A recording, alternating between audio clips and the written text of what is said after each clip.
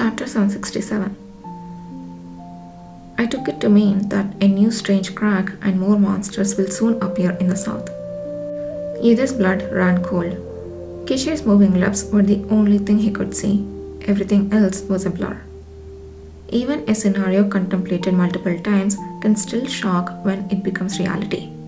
All the countermeasures he had considered swirled chaotically in his mind. Clenching his fists until they almost crushed, Yiddir spoke. Did Aton say this after learning that we have vanquished the monsters? No, quite the opposite. Excuse me? Kishir's eyebrows drew together as he slightly smiled.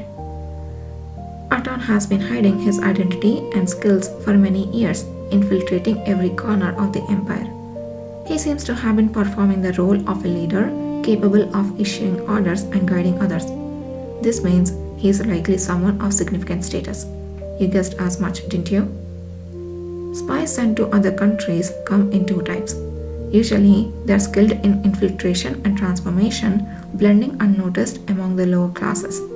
However, this alone makes coordinated and systematic actions challenging.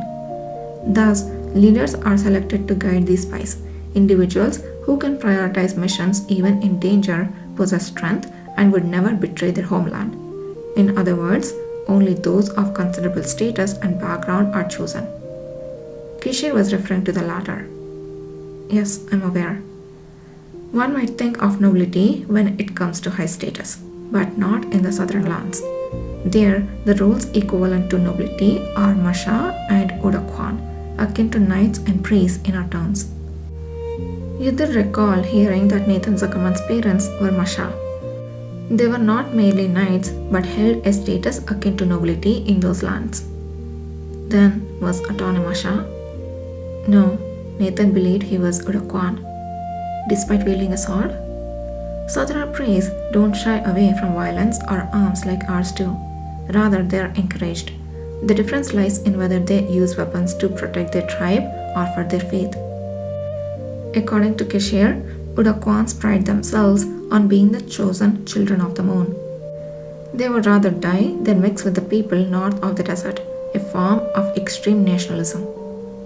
Yiddir then remembered Aton referring to Nathan Zuckerman as Martinaka or something, a derogatory term. It meant fragment of a fallen star, didn't it? And the Sadra merchants who volunteered for battle, the phrase they shouted.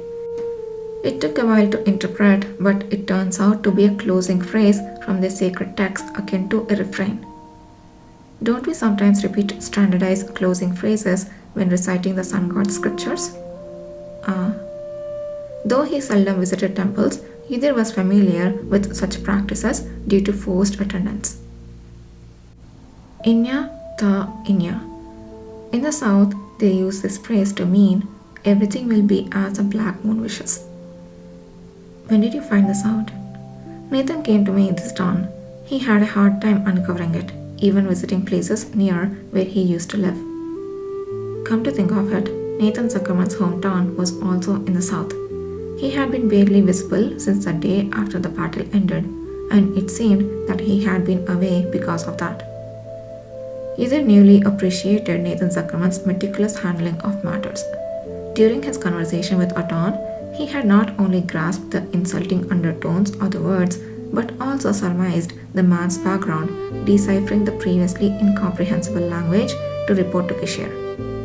Knowing he was best positioned to uncover information about the southern lands, Nathan's actions were calculated and deliberate.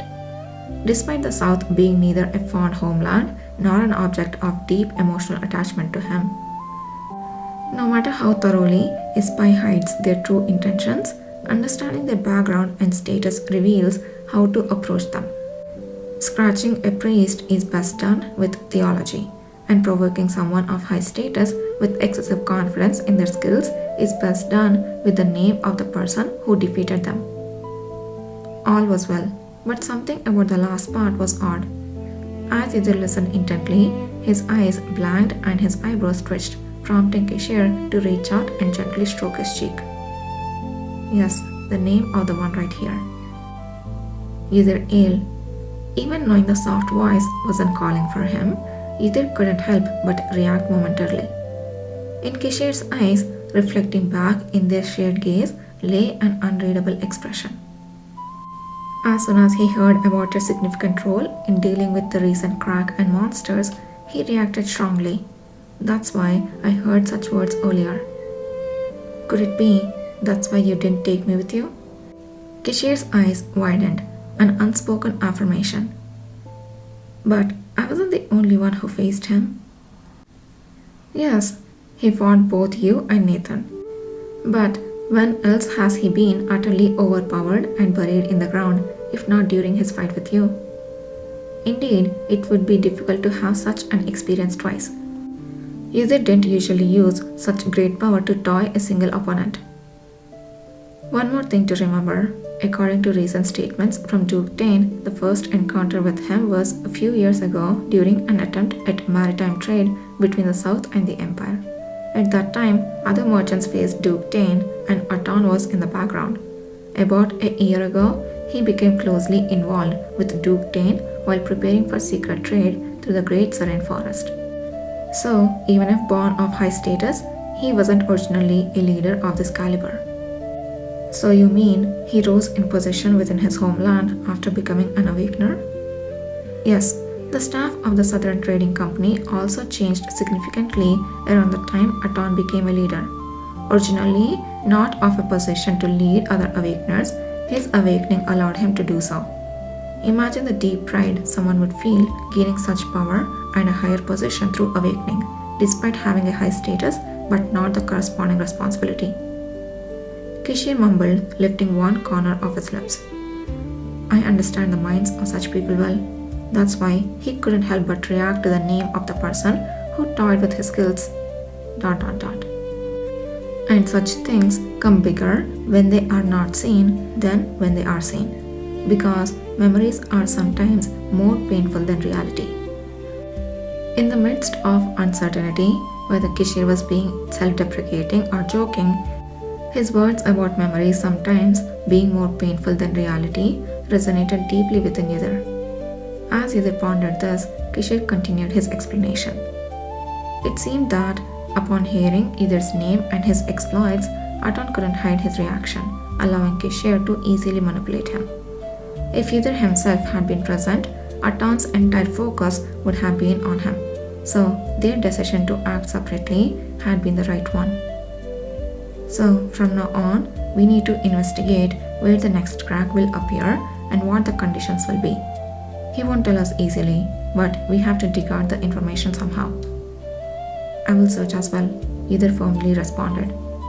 Even if the mages can't detect any anomalies in the flow of magic power, setting up a system to constantly monitor various regions will provide us with some means of response. Yes, and there are other methods as well. We need to start seeking cooperation from those around us and continue to prepare. Of course, this was a necessary action. Given the magnitude of the situation, not a single person, be it nobility, knights, or ordinary imperial citizens, could be excluded from responding to this crisis. However, despite borrowing the strength of others, no one could respond as effectively as Yudhir, who had memories from a previous life. This meant that, from now on, he must be ready to use his power to the fullest, whenever and wherever necessary. For that, not a single moment could be wasted. Ideas of strengthening and using his power more frequently flashed through his mind. With a renewed resolve in his heart, Yudhir looked at Kishir.